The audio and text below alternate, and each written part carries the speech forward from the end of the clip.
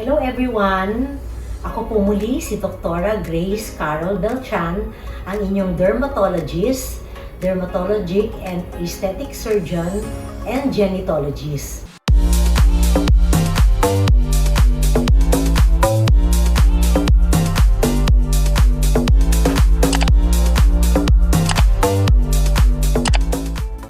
Ngayon po, ang topic natin ay very personal sa akin, no?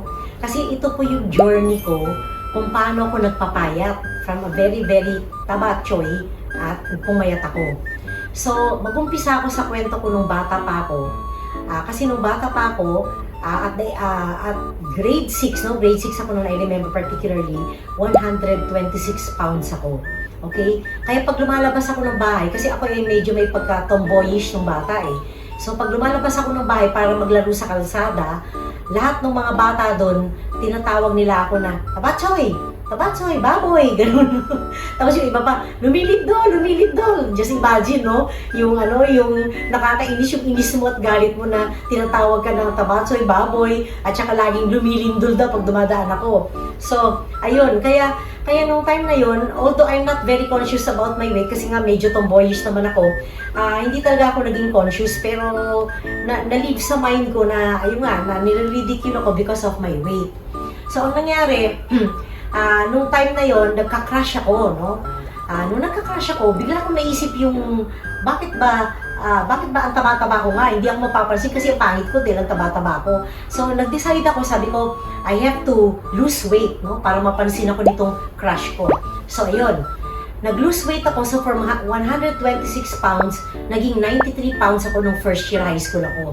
So yun talagang disiplina yun, ano? Ang ginagawa ko noon, wala talagang carbohydrates masyado, talagang walang carbohydrates. I eat peanuts in the morning, kasi nga brain food ang peanuts.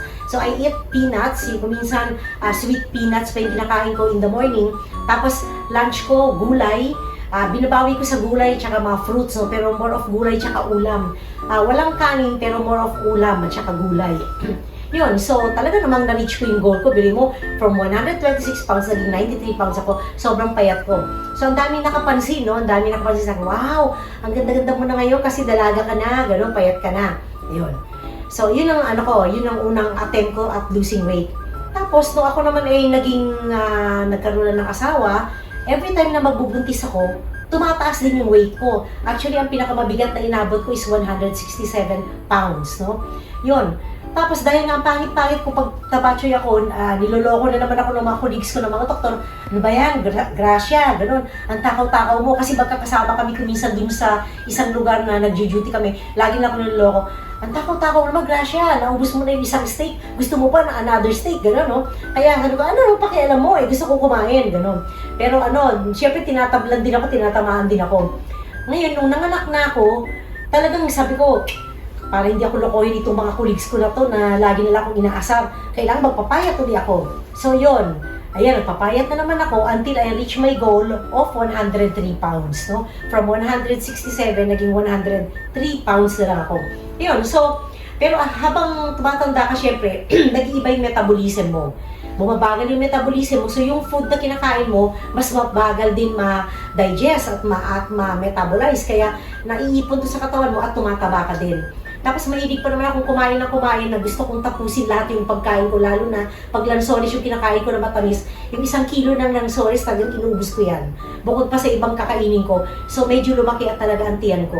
Ngayon talagang hirap ako magsuot ng mga damit, hindi ko na masuot yung mga damit ko na sexy dati, at saka yung mga damit ko na nung payat ako, hindi ko talaga masuot. So lagi ako nakapantalon.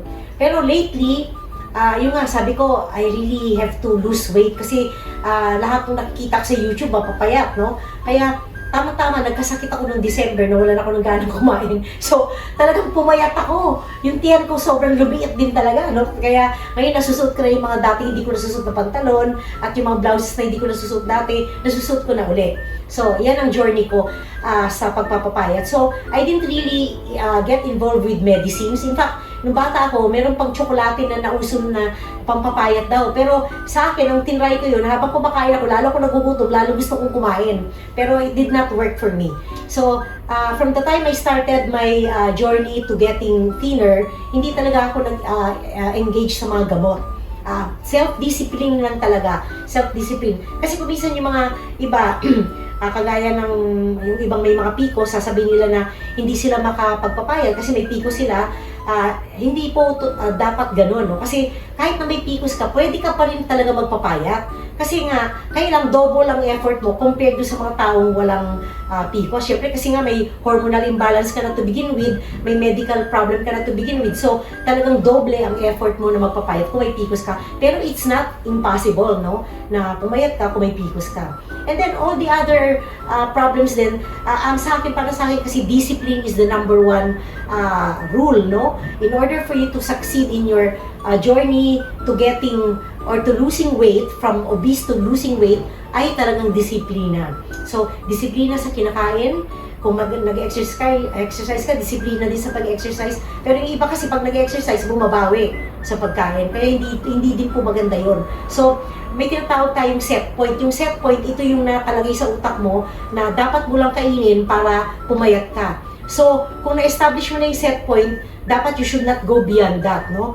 Dapat susundin mo yun. Kaya lang, it will take about 6 months at least na talagang makukondisyon mo yung utak mo na ganito lang ang kakainin mo para maging successful ka to follow your set point.